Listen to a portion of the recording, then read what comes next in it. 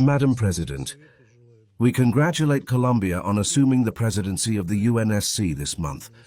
We wish you every success. We thank the People's Republic of China for their impeccable presidency. Madam President, we note that Romania rushed to convene this meeting and immediately leveled baseless and biased accusations against Russia. We believe that the primary purpose of our today's gathering is to satisfy the demand by Western countries to generate yet another wave of anti-Russian hype, by hook or by crook. In this regard, we would like to present an objective account of what happened, since the details provided by the Romanian side regarding the UAV crash in Galati raise questions from both a technical and factual perspective.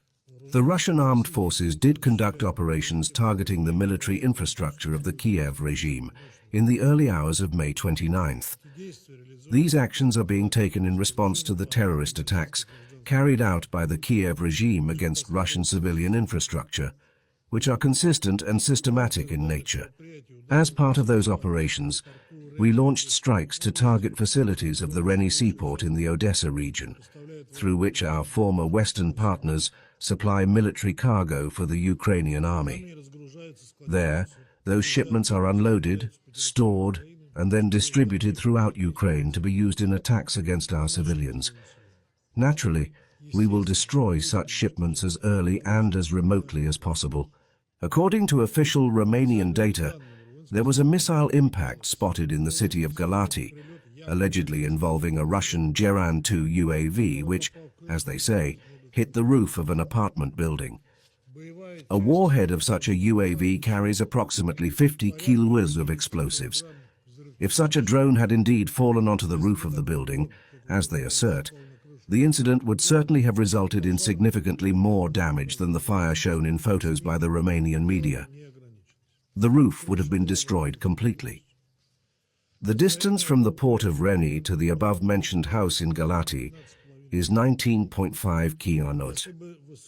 If the Ukrainian army had an intention to intercept the Russian UAV in Reni, the drone would have fallen there and certainly would not have flown that far without detonating in mid-air. All circumstances of the incident must be established through a thorough, objective and depoliticized investigation, primarily with the involvement of the Russian side. We are ready to participate in such an investigation, but of course, only if we are provided with objective data and the drone debris for analysis. Only then will we be able to assess what happened. This is precisely how we acted in our contacts with US representatives in December 2025, when we handed over the mission controller and other components of the Ukrainian UAVs that attempted to attack the Russian president's residence in Valdai. Any assessment of such incidents must be based on verified facts, not political slogans. We would like to draw your attention to the discrepancies in the statements made by Romanian officials. Initially, they spoke of an allegedly deliberate Russian strike on a civilian facility. Then, just a few hours later, Romanian President Dan revised that position, stating that as a result of Ukrainian air defense activity, one of the Russian drones changed course and entered Romanian airspace. At the same time, nobody even considered the possibility of a provocation by Kyiv aimed at testing the reaction of NATO member states and accelerating their direct involvement in the crisis in Ukraine. We also believe it is no coincidence that the drone incident occurred the day after President Zelensky appealed to US President Donald Trump to supply missiles for the American Patriot air defense systems. Zelensky also publicly lamented that Washington was ignoring his requests. It is regrettable that Romania, without providing the Russian side with any objective data regarding the incident, immediately set out to advance the political agenda of its senior partners. The same applies to the statements by NATO's Joint Force Command in Europe, which rushed to engage in pinning labels. Instead of professional cooperation, Romania opted for pre-prepared retaliatory measures, that is, the closure of the Russian Consulate General in Constanta and the demand that the Consul General leave the country within 72 hours.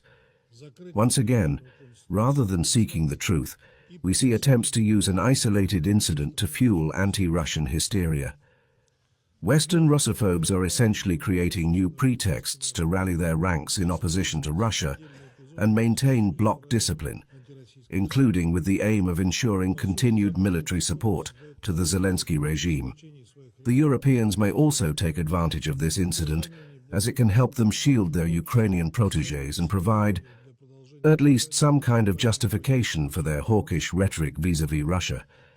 This is particularly important in the context of the recent tragic events in the Lugansk People's Republic of the Russian Federation, which they want to erase from the news agenda by creating another impactful narrative.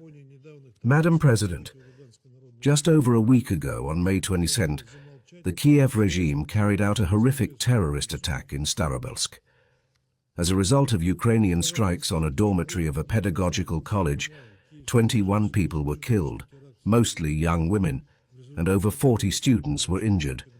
The whole world learned of yet another atrocity committed by the Kyiv regime, but only the Western political establishment, including our Western colleagues on the Security Council, chose to ignore this act of terrorism. Not a single word of condolence, only accusations of fake news and lack of information. You all attended those meetings and must remember this well. After all, the residents of some regions are not treated as human beings by the Kyiv regime and its Western patrons, and they have no reaction whatsoever when there are victims among these people. Allegedly, these are fake, non-existent victims. Be it the 50 people burned alive by Ukrainian Nazis in the trade union house in Odessa in 2014, or the 21 in Starobelsk. These people simply never existed. At the last meeting, we promised to distribute materials about these so-called non-existent victims. We will do so.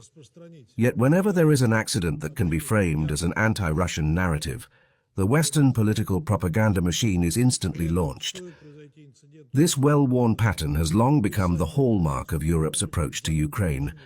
Each new incident involving a missile, a drone, or their fragments falling on EU territory is treated as a ready-made news hook. First, come accusations against Russia, followed by political conclusions that are tailored to fit these accusations. And only later, but not necessarily, can the discussion of the facts begin. In this regard, we believe it is important to recall the incident in Przewodo, Poland, in November 2022.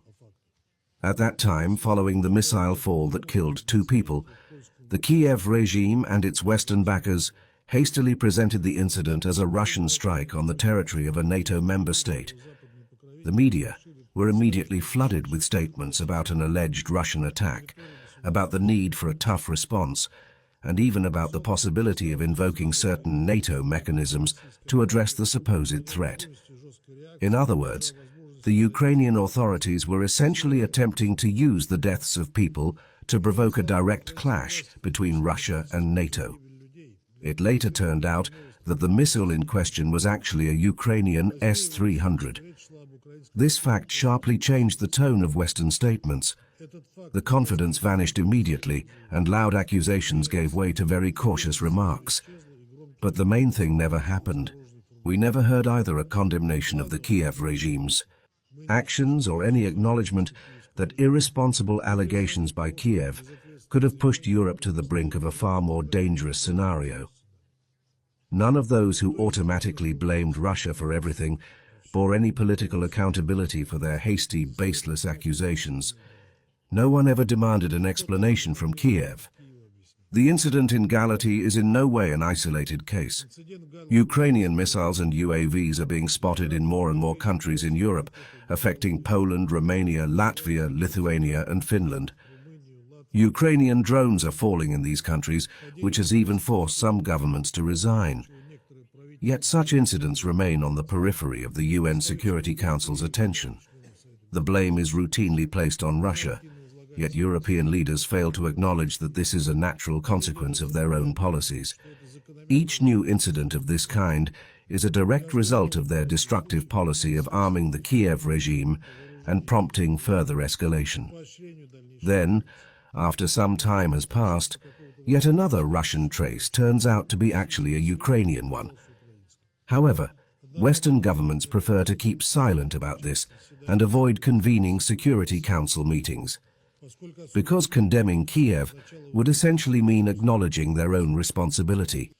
Madam President, given the Security Council's busy agenda, we believe it is important to use this meeting to draw attention to a truly critical issue concerning the Zaporozhye nuclear power plant, ZNPP. Just 2 days ago, militants of the Kyiv regime used fiber-optic drones to hit a turbine building of the plant's 6th power unit, which resulted in damage to a metal access hatch several levels up in the building. It was only by sheer luck that the reactor compartment, located 10 meters from the explosion, was left unaffected. IAEA inspectors who arrived at the site of the attack confirmed that the plant had been hit. We urge the members of the Security Council to issue a principled and objective assessment of the reckless actions by the Kyiv regime, which generate a threat of catastrophic radioactive contamination not only for Russia and Ukraine, but also for a number of European countries. After all, this is not the first time the ZNPP has been shelled by the Ukrainian army. Attacks have been going on for a long time, targeting both the plant and its satellite city, Energodar. It would seem that this is precisely where European states should be most concerned. However, we see neither urgent statements from Brussels, nor emergency meetings of European leaders, nor demands on Kyiv to cease such actions. This is yet another indicator that EU countries are deliberately and solely for political reasons turning a blind eye to the crimes of the Zelensky regime. But should the catastrophe occur, no one will be able to sit out safely. Radioactive contamination knows no national borders. Its consequences will affect the entire European continent. The reaction of the UN Secretariat and the IAEA to the current situation is particularly perplexing. They are trying to wear two hats, expressing concern and speaking of the need to exercise restraint and avoid escalation. Their vague rhetoric and all their unsubstantiated calls for peace do little to diffuse the current escalation. Unfortunately, they only create an atmosphere of impunity, egging the Kyiv regime on to commit new crimes. Thank you.